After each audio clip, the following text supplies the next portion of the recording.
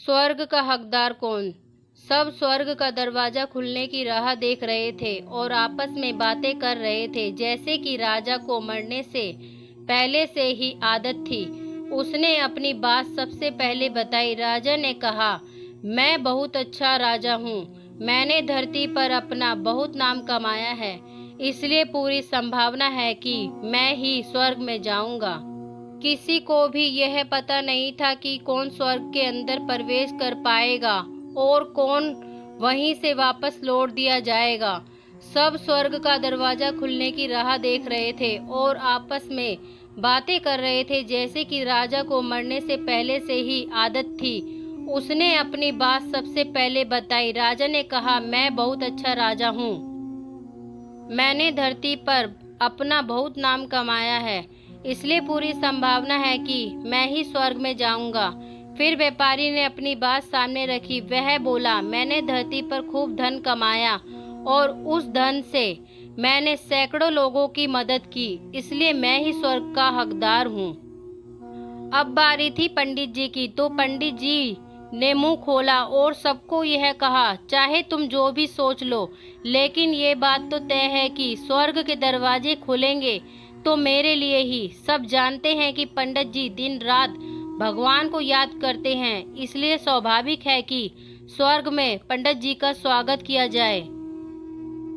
जब सबने अपना अपना पक्ष रख दिया, तब सबकी नजर उस मजदूर पर थी जो चुपचाप अपनी नजरें नीचे झुकाए बिना कुछ बोले वहीं पर खड़ा रहा। स्वर्ग का दरवाजा खुला और वहां पर एक देवदूत आकर खड़ा हो गया।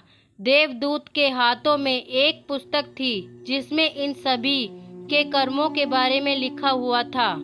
देवदूत ने सबसे पहले राजा को अपने पास बुलाया और उसको पूछा, तुम बताओ, तुमने अपने जीवन में क्या क्या अच्छे कर्म किए हैं। मैं उन्हें इस पुस्तक में देखकर फैसला करूंगा कि तुम्हें अंदर आने देना है या नहीं। राजा ने कहा, मेरा राज्य जितना बड़ा था उतना ही समुद्र था और मेरी राज्य के सभी लोग खुशहाल थे। सभी बड़े आनंद से रहते थे। मैंने उन्हें कभी भी किसी भी चीज की कमी होने नहीं दी। यही मेरे अच्छे कर्म हैं। देवदूत ने अपने पुस्तक में देखा और देखने के बाद राजा से कहा, तुम सच बोलते हो।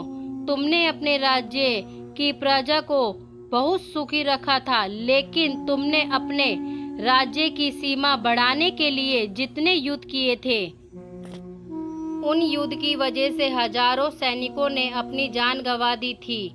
उन हजारों सैनिकों के परिवार के दुख का कारण तुम बने थे, इसलिए तुम स्वर्ग में नहीं आ सकते।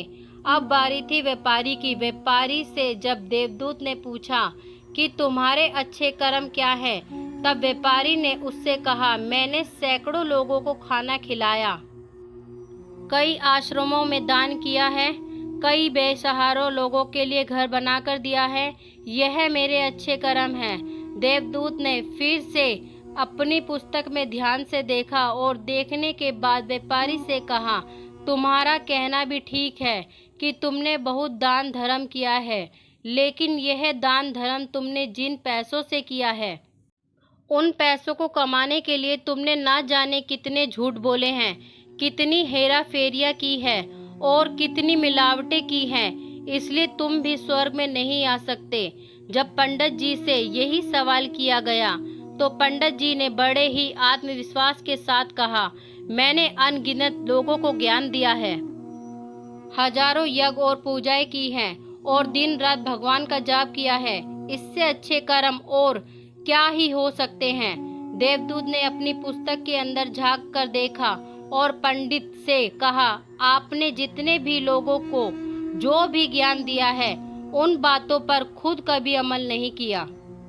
आपने यज्ञ पूजा या भगवान का नाम निस्वार्थ भाव से कभी नहीं लिया, इसलिए आपका भी स्वर्ग में आना नामुमकिन है।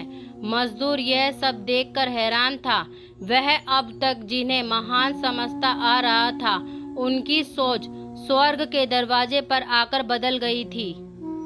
धरती पर जिन कर्मों को अच्छा समझा जाता है, उनका यहाँ पर कोई मूल नहीं था। यमदूत ने जब इस मजदूर को अपने पास बुलाया और इससे पहले कि वह उससे उसके अच्छे कर्मों के बारे में पूछता, मजदूर बोल पड़ा, प्रभु मैं जानता हूँ कि मैं भी स्वर्ग में आने के लायक नहीं हूँ, लेकिन मैं फिर भी एक बार बाहर से ही स्वर्ग को झांक कर देखना चाहता हूँ।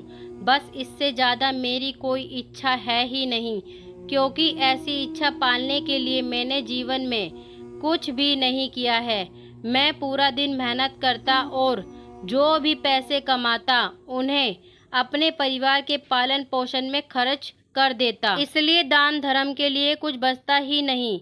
लोगों की भला मैं क्या सेवा करता, क्योंकि काम के बाद जो थोड़ा सा समय मिलता उसको अपने ही बूढ़े माँ बाप की सेवा में बिता देता। और यह सब करने के बाद मैं कभी कभी मंदिर भी चला जाता और भगवान से जैसा भी मुझे दिया है उस जीवन के लिए धन्यवाद कहता। देवदूत ने अपनी पुस्तक में बड़े ध्यान से देखा और थोड़ी देर देखते ही रहा। फिर उसने मजदूर से पूछा कि तुम याद करके बताओ, तुमने कभी तो कोई अच्छा काम किया होगा। मजदूर ने थोड़ी देर सोचने के बाद बोला, हाँ मुझे थोड़ा थोड़ा याद है। एक बार मैं बहुत भूखा था और मैं खाना ही खाने बैठा था कि एक बहुत ही कमजोर कुत्ता जो ठीक से चल भी नहीं पा रहा था वह मेरे पास आ गया और मेरे खाने को देखने लगा। तब मैंने अपनी रोटी उसे खिला दी थी और उस दिन मैं खुद भूखा सोया था।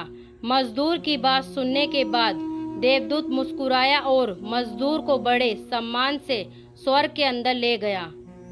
अच्छे कर्म लोभ मोह माया इन सब भाव में आकर नहीं किए जाते और ना ही उन्हें अच्छे कर्मों की गिनती में गिना जाता है। निस्वार्थ भाव से किया गया एक ही अच्छा कर्म भी आपके जीवन के सारे पाप धोने की शक्ति रखता है। इसलिए जब भी मौका मिले निस्वार्थ भाव से और अच्छे मन से अच्छे कर्म किया